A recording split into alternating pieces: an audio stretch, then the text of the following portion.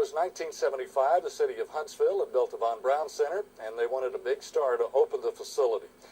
Well, they booked Elvis Presley to christen the arena. A couple of News Channel 19 reporters weren't about to miss one of the biggest stories of their careers. So in the early morning hours of May 30th, 1975, they headed to the airport. Big story for us. Nobody else was there, just the two Channel 19 reporters, Bob Knowles and myself. Dick Curtis and Bob Knowles had been working the story for several days, but when they saw Elvis's manager, Colonel Tom Parker, they knew they were in the right place. After waiting for almost 3 hours at Huntsville Aviation, and in came Elvis's private jet. We go, oh, this is it, you know. Elvis got off the plane and into the back of a limo at 3 in the morning. Here we come.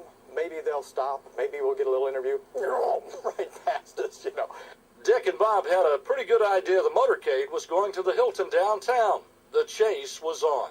Coming down Highway 20, going pretty fast, keeping up with them. Bob says, we got to get ahead of them. So we went around the limousine, started going around the chief of police, Gene Sweden, and he looked at us, we looked at him, he said, go ahead. So we went on ahead. They got to the Hilton before Elvis, but when the limo didn't stop in front, they had to run around to the back to try to catch the king. Dick and Bob were on the sidewalk. He comes up, and he wasn't going to stop, and so I think I said, welcome to Huntsville. Thank you very much. Elvis rarely did interviews, but Dick got what he wanted. Elvis arriving in Huntsville. Went in this door, and I think we put our camera right up to the glass, same door, and he disappeared down the hallway. And that's the last we saw of him until the concert. Elvis did 5 concerts in 3 days inside the VBC Arena.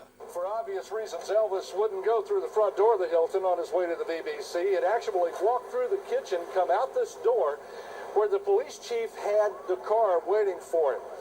Elvis would get in the back seat and, of course, then go for a short ride right over to the Von Braun Center where he'd do his concerts. One of the chefs here at the Hilton tells me that when Elvis came through the kitchen one of those nights, a chef had actually made that famous fried peanut butter and banana sandwich for him.